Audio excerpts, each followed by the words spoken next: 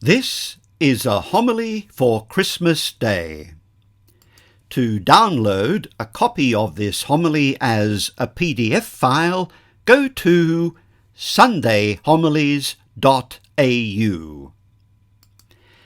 English historians Tom Holland and Dominic Sandbrook devoted an episode of their incredibly popular podcast, The Rest is History, to the history of the celebration of Christmas. The title of this episode, broadcast on Christmas Day 2023, was Christmas, Pagan or Christian? They offered this observation: Christmas doesn't seem to have been marked at all in the first 2 centuries after Christ's death. The Church in Rome's first formal celebration of Christmas was in 336, during the reign of Constantine. In England, Christmas didn't become a major festival until the 11th century. The word first appeared in English in 1038. What was it about the reign of the Roman Emperor Constantine that might have led to the celebration of Christmas?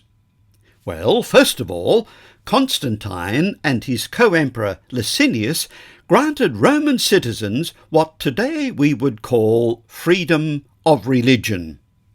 The so-called Edict of Milan, promulgated in 313 AD, brought an end to the persecution of Christians, and places of worship and other property that had been seized were restored. Christians were now free to celebrate their faith openly and to build places of worship. By the autumn of 323 AD, Constantine had defeated Licinius and become sole emperor of the Roman Empire. Under Constantine's reign, the number of Christians increased dramatically. In his book, The Rise of Christianity, Rodney Stark provides these figures. In 40 AD, a few years after the death of Jesus, there were perhaps about 1,000 Christians. In 300 AD, a few years before Constantine became emperor, about 10.5% of the Roman Empire had become Christian. By 350 AD, 13 years after Constantine's death, that had skyrocketed to 56.5% of the population. So, in just over 300 years, the percentage of Christians had soared from 0.0017% of the population to 56.5% of the population of the Roman Empire. Was Constantine responsible for that incredible growth? Rodney Stark argues that Constantine's conversion would better be seen as a response to the massive exponential wave in progress, not as its cause. So why, in the 4th century, did Christians begin celebrating the feast of Christmas? And why did they choose December the 25th for the celebration when the New Testament says absolutely nothing about the date of Christ's birth? Well, let's go back a few years to the reign of Aurelian, who was emperor between 270 and 275 AD. Aurelian decreed a feast throughout the empire in honour of the birth of the unconquered Sun, in Latin, Natale Solis Invicti. The feast was to be celebrated on December the 25th, the day of the winter solstice. The symbolism of celebrating the birth of the sun god at the time of the winter solstice is appropriate.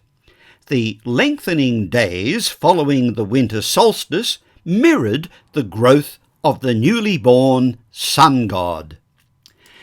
So the birth of the sun god was celebrated at the winter solstice. When Christians gradually came into the ascendancy, they could have abolished such a pagan festival. But instead of abolishing, the early Christians decided instead to baptize it. The message to the pagan world was this: if you want a celebration at the time of the winter solstice, have we got a celebration for you? From now on, we'll no longer celebrate the birth of the sun god. Instead, we'll celebrate the birth of the Son of God. And the symbolism of such a decision fitted the celebration of Christmas perfectly. When the world was at its darkest, at least in the northern hemisphere, there was born unto us Christ, who is the light of the world. Benedictine monk and liturgical scholar Adrian Nocent offers us this summary. Toward the end of the 4th century, the feast of Christmas had just been established at Rome as a kind of Christianization of the pagan celebration of the victorious sun, Natale Solis Invicti, birth of the unconquered sun, or celebration of the winter solstice, when the sun triumphed over the winter mists. The Church of Rome saw in the natural occurrence a symbol of Christ victorious over the dark powers of evil, and took the occasion to celebrate on December the 25th the birth of Christ according to the flesh. Let's now return to the Roman Emperor Constantine for a moment. In 325 AD, he convened a council of Christian bishops at a city named Nicaea, a name which came from the Greek word for victory. Nicaea was in the Roman province of Asia Minor, and today it's known by its Turkish name, Iznik. Nicaea was very close to a small town on the Bosphorus named Byzantium. In a few years' time, Constantine will move the capital of the Roman Empire from Rome to Byzantium and rename the city after himself, Constantine City, or Constantinople. Constantinople finally fell to the Ottoman Turks over 1,000 years later in 1453 AD, and is now known by the name of Istanbul. The most important issue facing the bishops at Nicaea was the question, who is Jesus? Is he a human being? Is he divine? Is he human and divine? Who is this person whose birthday we celebrate today? These questions arose at this particular time because of the teachings of a priest in Alexandria named Arius. In a nutshell, Arius denied the divinity of Christ. In other words, Jesus was created, or, as Arius put it, there was a time when he was not. Jesus was not co-eternal and of one substance with God the Father, but had been created by him at a specific time as his instrument for the salvation of the world. The controversy erupted in Alexandria about the year 320 AD, when a local synod under Bishop Alexander condemned Arius's views. When Arius refused to submit, Alexander summoned a council of the entire Egyptian episcopate, which again condemned Arius and excommunicated him. The Emperor Constantine does not appear to have grasped the theological implications of Arius's teaching, and he intervened, writing to Alexander and Arius in these words: Constantine the Victor, Supreme Augustus, to Alexander and Arius. Having inquired faithfully into the origin and foundation of your differences, I find their cause to be of a truly insignificant nature, and quite unworthy of such fierce contention. English historian John Julian Norwich makes this comment on Constantine's letter. It is plain from Constantine's letter to the two chief disputants that the doctrinal point at issue interested him not at all.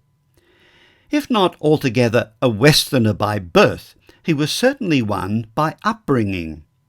Despite a naturally religious nature, his military cast of mind had little patience with theological niceties. He was, however, determined to put an end to the controversy. He therefore played a prominent part in the ensuing debate, arguing, encouraging, assuaging ruffled feelings, forever urging the importance of unity and the virtues of compromise, and even on occasion switching from Latin into halting Greek in his efforts to convince his hearers.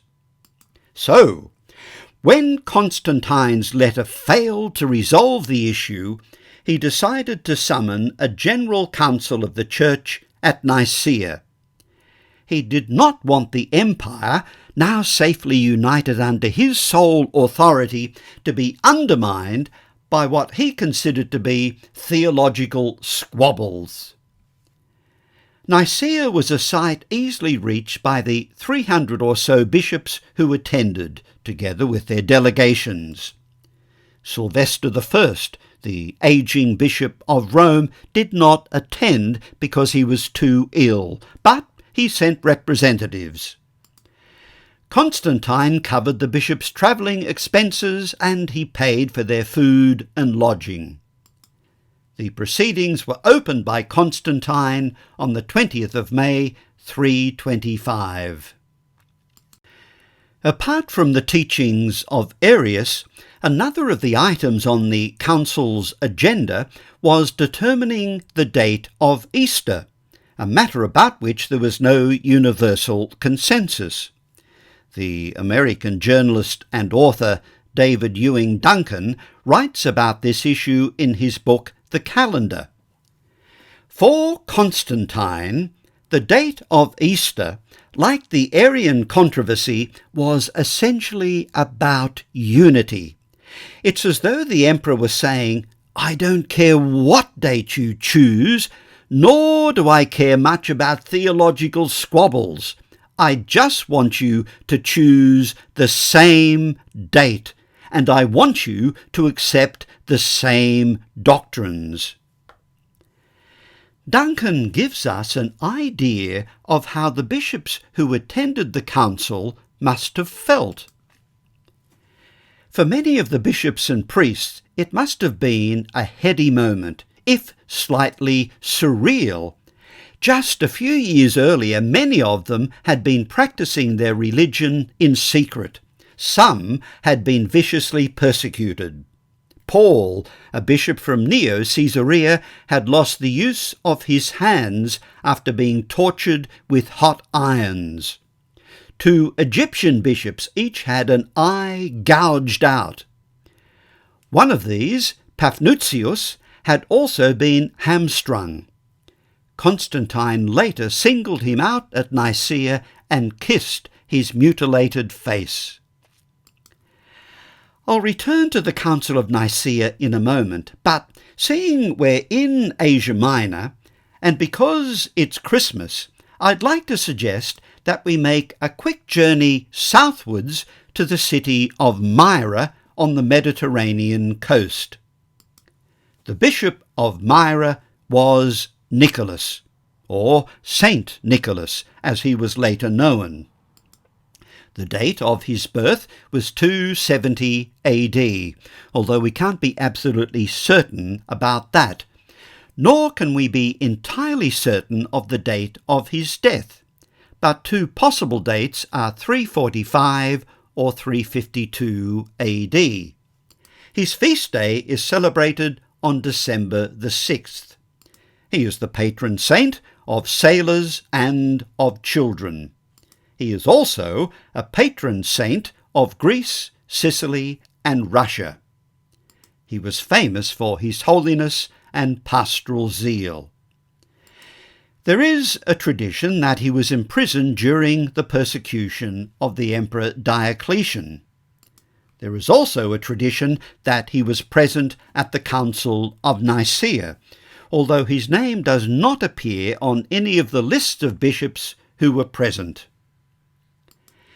Nicholas was buried in the Cathedral of Myra, which you can still visit today. Myra is now known as Demre, although the city that Nicholas knew has all but disappeared. The basilica was restored by the Russians in the mid-19th century. And here you can see the original tomb of St. Nicholas in Myra. You'll notice, however, that the tomb is empty.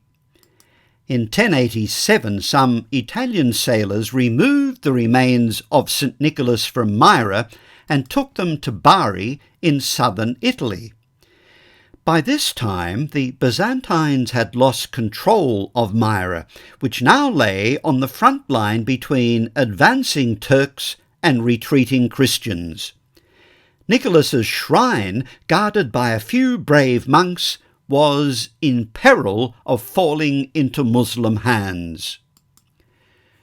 Were the bones of St. Nicholas stolen or rescued?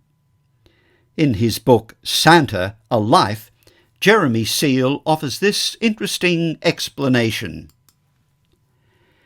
Bari recognised a unique opportunity not only to win Nicholas for itself, but to garland the action with an honourable motive. Not a theft then, but nothing less than a rescue mission in the face of Byzantine inaction on behalf of all Christendom. Retrieving Nicholas would redeem Bari. The massed knights of Europe would attempt a similar retrieval on a far greater scale when they headed east to reclaim the holy places of Christ in 1096. What Bari was in principle attempting with its bid for Nicholas was the Crusades in miniature 9 years early. So, in 1087, the remains of St. Nicholas made their way to Bari in southern Italy, and that's where they remain to this day, in the crypt of the Basilica of St. Nicholas.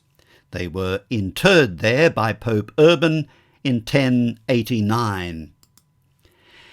In the 1950s, the crypt of the Basilica had to be extensively renovated.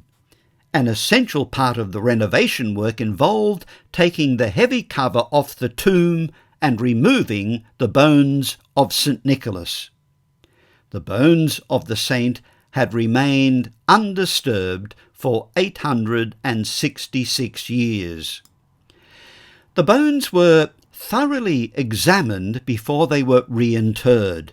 Thousands of minutely detailed measurements and X-ray photographs were taken, along with careful anatomical measurements. From all of this information, it is possible to come to a number of conclusions. The bones were of a male who was over 70 years of age at the time of his death.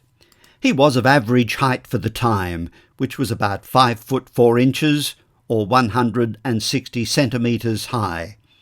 He had a slender to average build. He had wide cheekbones, a broad forehead, and a slightly jutting chin. His medium-width nose showed evidence of a heel fracture. He had numerous decayed teeth, as well as chronic arthritis of the spine and pelvis. Given all of the information that we have, it is now possible to reconstruct what the face would have looked like. In December 2014, forensic specialist Professor Caroline Wilkinson from John Moores University, Liverpool, made the most recent reconstruction. And here you can see the image of St. Nicholas created by Professor Wilkinson using a facial reconstruction system and 3D interactive technology. It is based on all the skeletal and historical material available. Now, you might be wondering why on Christmas Day have we made this detour from Nicaea to Myra and then to Bari to examine the bones of a 4th century saint. Well, if you haven't already guessed, Santa Claus owes his origin to St. Nicholas. But how did we get from St. Nicholas to Santa Claus? Well, the Dutch have a part to play in this. In the 17th century, Dutch settlers established a settlement at the southern tip of Manhattan Island, which they named New Amsterdam. In 1664, the English took over New Amsterdam and renamed it New York.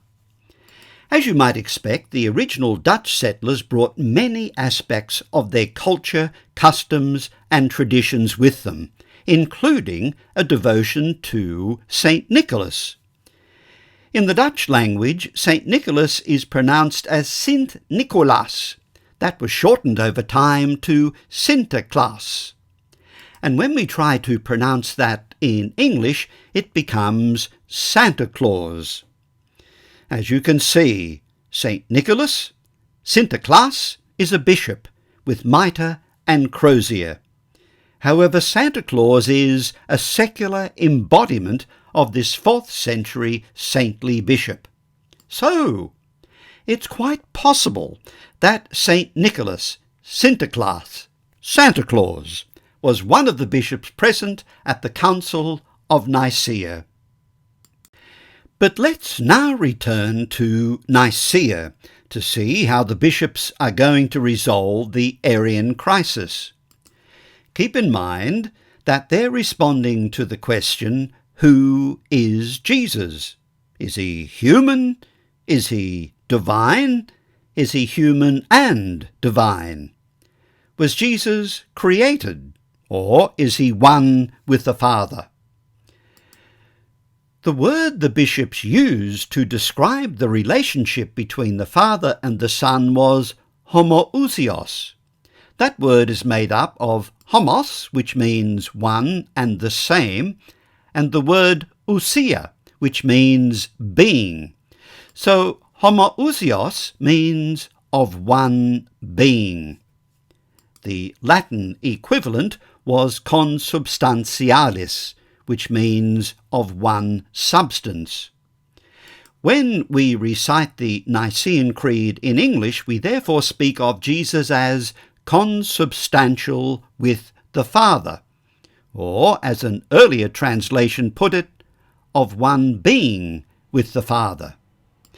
So, the Council of Nicaea taught that the Father and the Son were homoousios, of one being. Just over 125 years later, another church council, meeting at Chalcedon, addressed a different Christological question.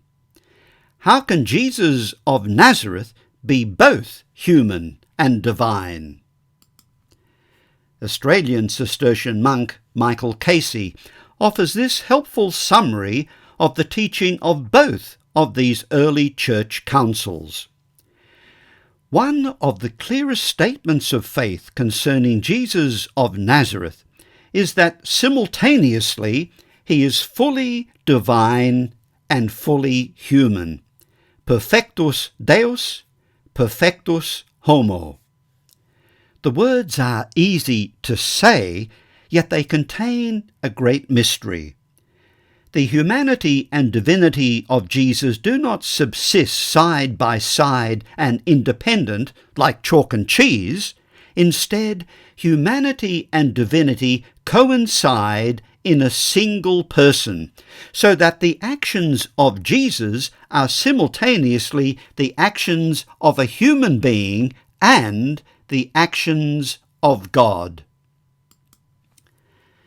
The Councils of Nicaea and Chalcedon attempted to define, in the language of philosophy, the relationship between the Father and the Son, and the simultaneous presence of divinity and humanity in the person of Jesus. The Scriptures take a different approach.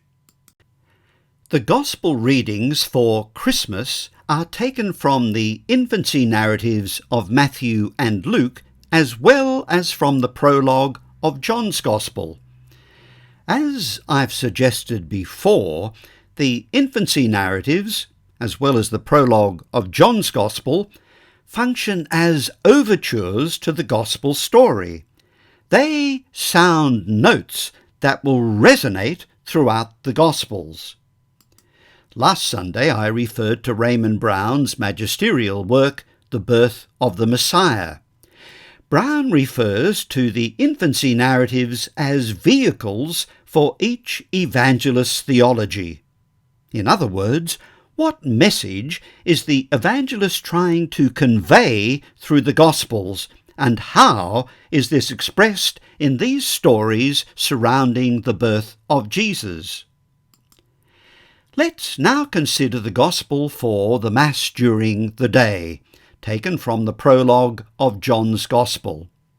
In this prologue we read that the Word became flesh and lived among us. In Greek, kai ho logos sax igeneto kai eskenosen en hemin. The New Revised Standard Version and the Revised New Jerusalem Bible both translate the Greek verb eskenosen as lived, but that translation misses the rich symbolism that John's Gospel is using. The Greek verb that John used, skenoo, means to dwell in a tent. The Greek word for tent is skene. So a more literal translation would be, the Word became flesh and pitched his tent among us. The prologue goes on to say, and we have seen his glory. The Greek word for glory is doxa, but what does it mean?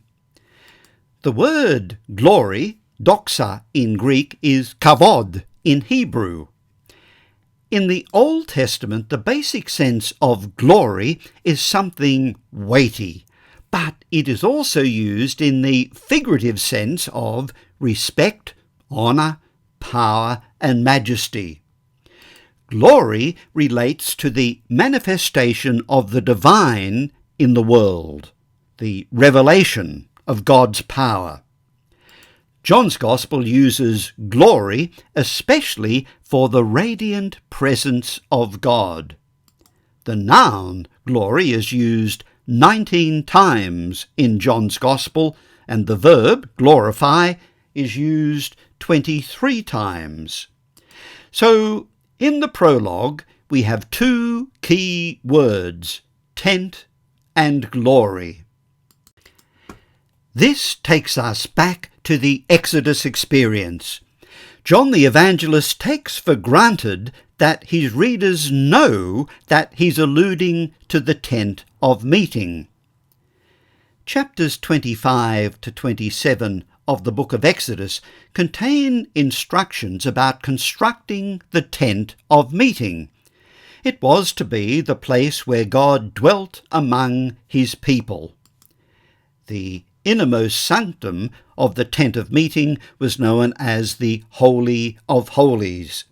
The Ark of the Covenant rested in the Holy of Holies. The Ark of the Covenant contained the stone tablets that Moses received from God on Mount Sinai.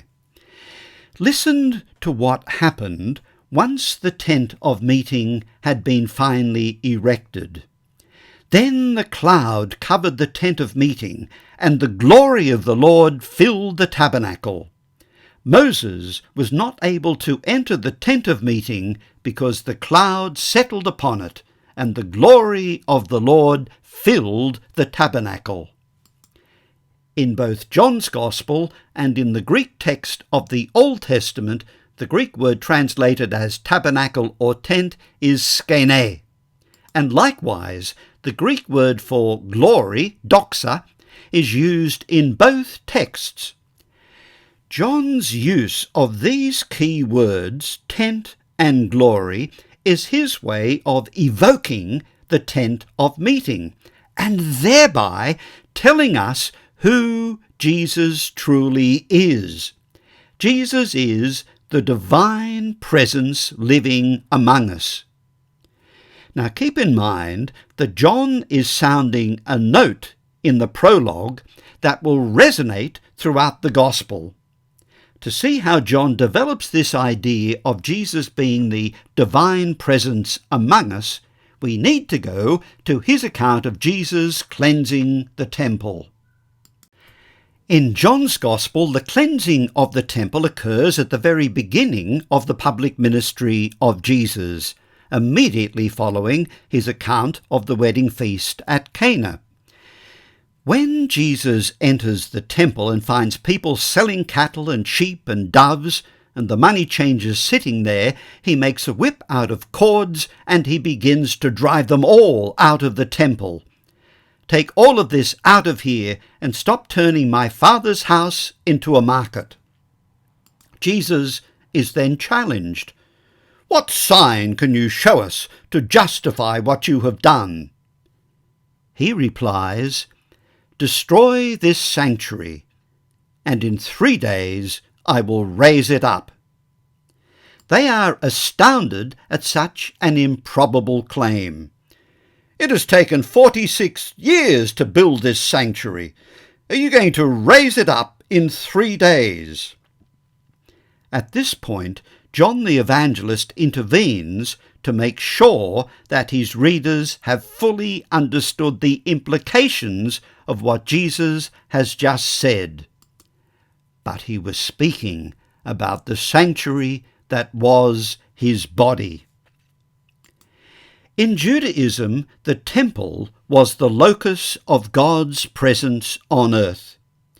John is saying that now Jesus himself is the locus of God's presence.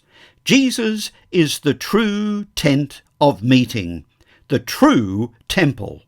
He is the Word made flesh, the place where the glory of God has chosen to dwell.